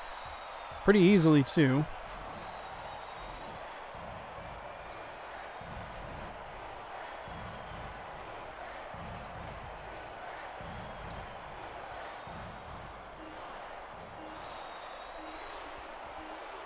Half-court shot. No good off the right iron. So 25-16 as we head into half. Not a terrible deficit. And getting the ball out of half definitely helps. We're going to have to go on a pretty big run here early in the second half. I would say by the 5-minute mark, you should have a cut down to 4. That's a nice shot there. 25-19, almost a turnover. It is a turnover, actually. UConn touched the ball, and it does count as a backcourt violation. So a 6-point game now. New Mexico taking advantage of opportunities given to them in the first game. Can they do it a second time? Kinda. We thought about it, at least. Shot is up and big 3.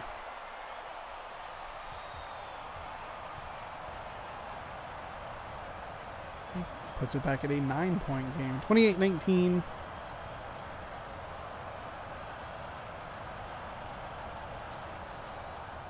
And 28-22. Trading threes. Nice shot from New Mexico. Again, just a reminder. The hitboxes on the feet are a little wonky. They're the regular player feet, not the mascot feet. So like this, that counts as a 3 even though he was stepping on the line. It's fine. We let it slide here. So we like to have fun during the mascot tournament.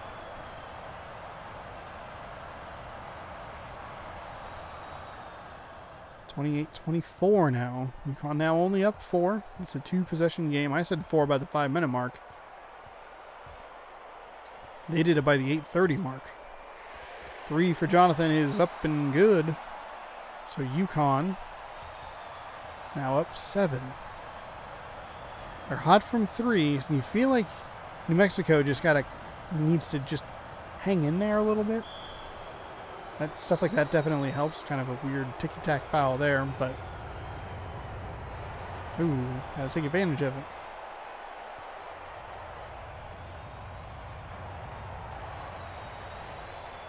And they counted that as a 3. Interesting. Interesting.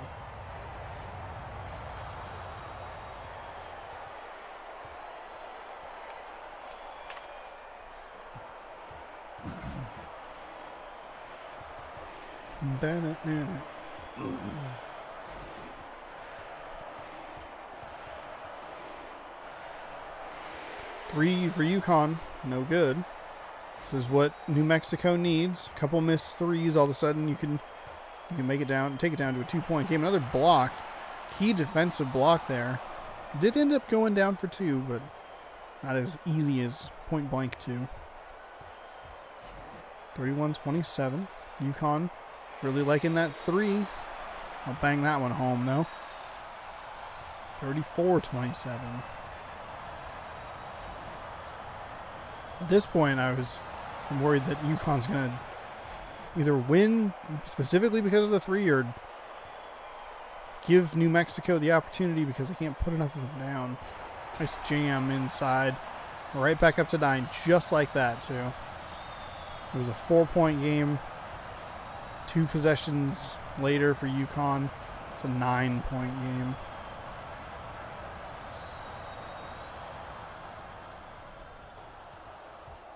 (36-29). Just over 3 minutes gone here in the second half.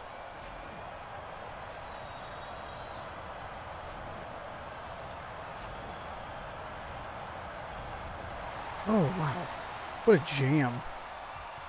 Just getting rocked. 38-29.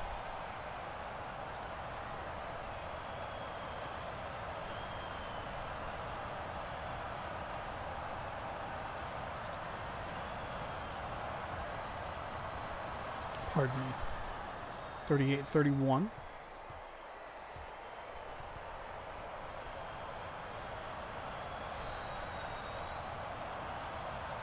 Oh, nice little up and under there.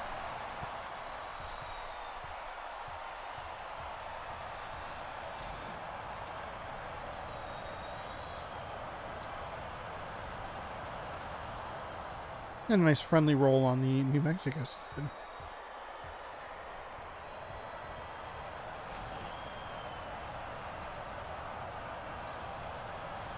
Oh, nice pass in there. Ooh, good shot. Nice shot. UConn's done a good job staying hot. Continuing their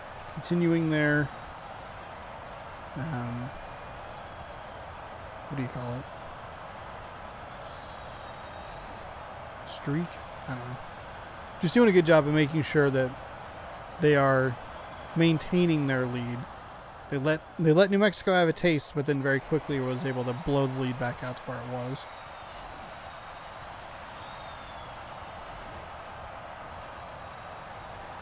It's calling for the ball. Nothing doing. Soft little pass there. Back to the outside. Oh, wow. Nice turnover there, New Mexico. 1-on-1. And did that weird thing again. That'll be an interesting thing to keep an eye on as well.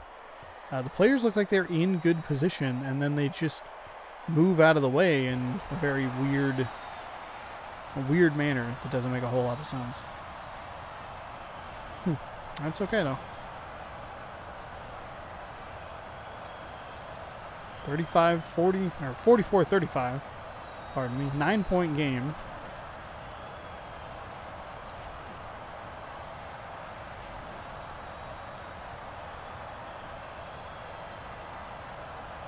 Four minutes to go.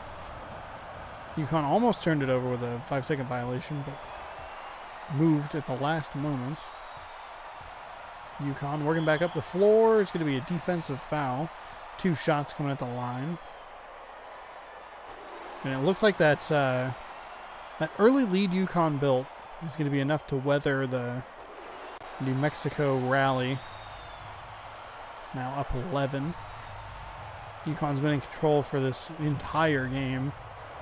There's a brief moment of hope for the Lobos, but they weren't able to close the deal. It was 4 and then 2 possessions, all of a sudden back at 9. And they've been slowly falling even further behind.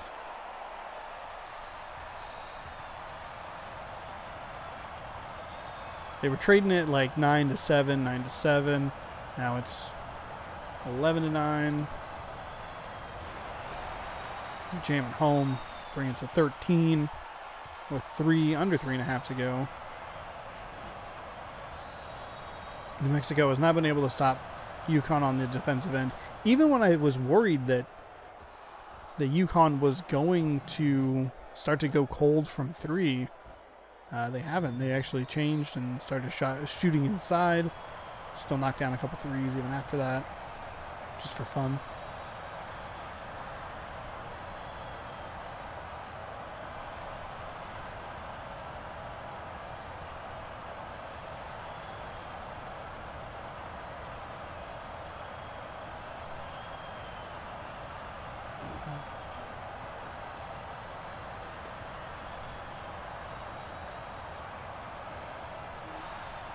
Four, 3, up and good.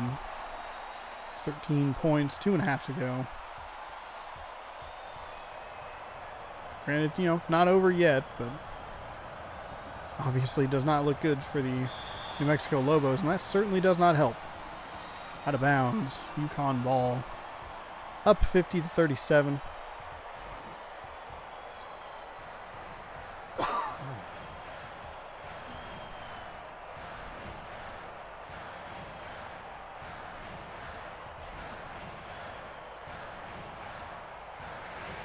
Three is up. No good, though.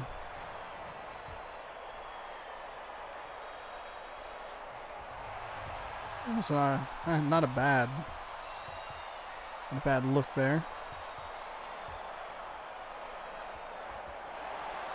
Shot up and good. New Mexico will take a timeout. For some reason, they'll take a timeout down 15 with 1 minute and 45 seconds remaining. I can't imagine that they're going to really force the issue too much.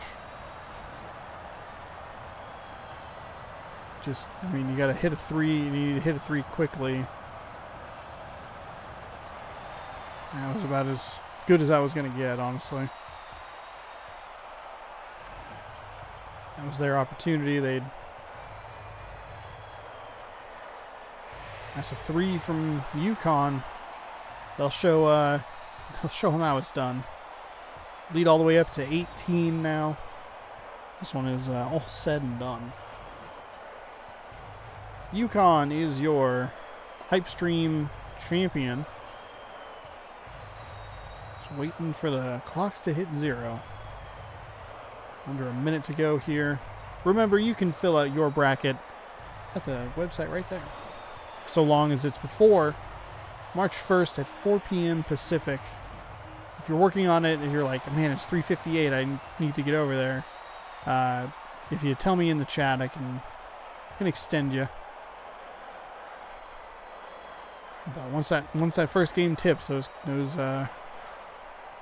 submissions are getting cut off.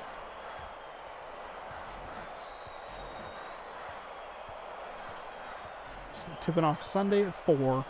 Get excited. I'm very excited. I hope my vocals can hold out for all of it. So we're just over the 2 hour mark in this, and they're not great. They're shooting from way downtown. And able to get an offensive rebound. Still couldn't put it down. That's okay, though. They didn't really need to rub it in. The Lobos will take a shot from 3/4, and they'll leave 1/10 of a second on the clock. And there you have it.